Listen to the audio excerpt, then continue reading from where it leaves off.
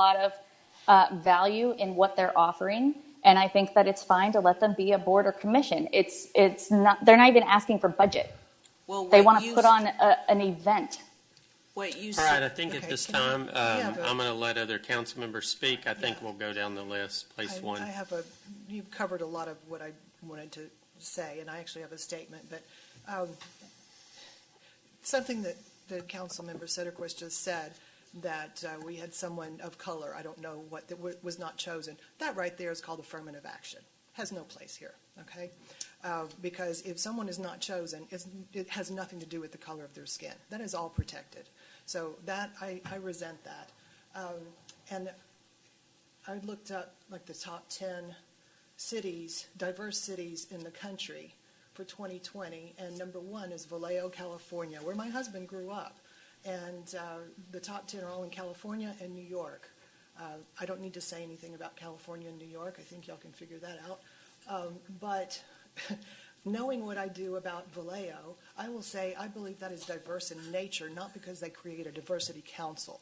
Because my husband being 73 next month, it was very diverse when he lived there. It was not because something was created and forced upon that city.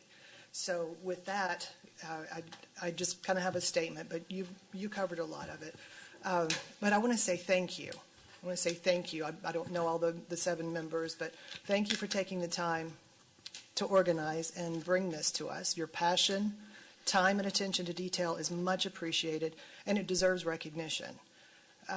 Some of you in the group I know that are listed, not here tonight, or I've come to know, and I recognize that you're liked and well respected in the community.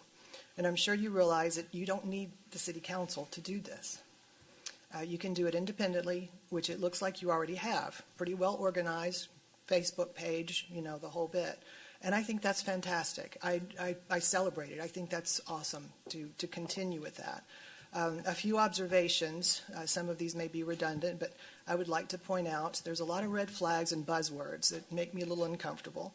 First of all, the vision, mission, purpose, and objective statements presume or infer that there's a huge problem to solve, which remains to be seen. In the initial introduction letter to us, the opening statement said, in light of recent calls for action to grow diversity and inclusion in Leander, I personally do not recall any calls for action regarding diversity and inclusion. What I have had calls for is lower taxes, more sit-down restaurants, fix the water situation, quit adding apartments, and please don't mandate wearing a mask.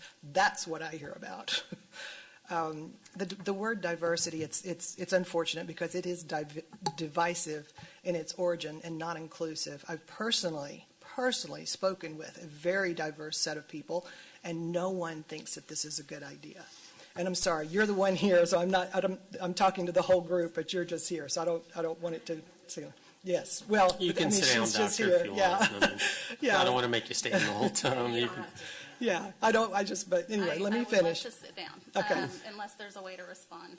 Okay. Well, let me finish my statement. Okay. So I've personally spoken with a very diverse set of people. They all think that this is none of them think that this is a good idea. In fact, this is quite a political move about social issues that has no place in city government, and it is not the responsibility of the city government.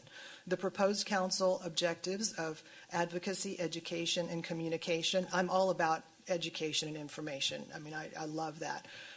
But it may sound very innocuous, but in the details, it sounds a lot like indoctrination or re-education to me and others I've spoken with. People do not want this shoved down their throats. This whole concept adds another reason to be a victim, and what I have found is people like who they don't like who they don't like. None of the labels listed have anything to do with it.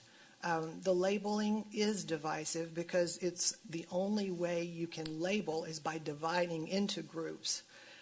And then diversity happens. It should not be forced. I'll repeat, this is political. Think about it. The citizens of Leander elected us to council, and we represent all of Leander. As city council members and per the charter, we appoint boards and commissions, which by nature of the applications and the fact that we were elected are a reflection of the citizens of Leander. The proposed council are a self-appointed commission, potentially, that could be corrected, I understand, self-appointed commission referring to itself as a council, which has a one-sided ideology.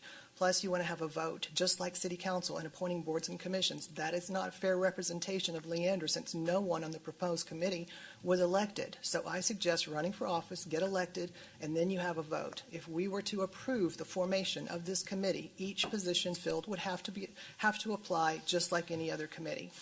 We ran for council to help eliminate some of the burdensome ordinances that seem to inhibit the commercial growth, not to add another layer of bureaucracy or expense to the process, which this proposed council would do. To reiterate, this seems to be an elaborate solution to a problem we just don't have, which could have unintended consequences if it were approved. For these and other reasons, I'd like to make a motion to deny.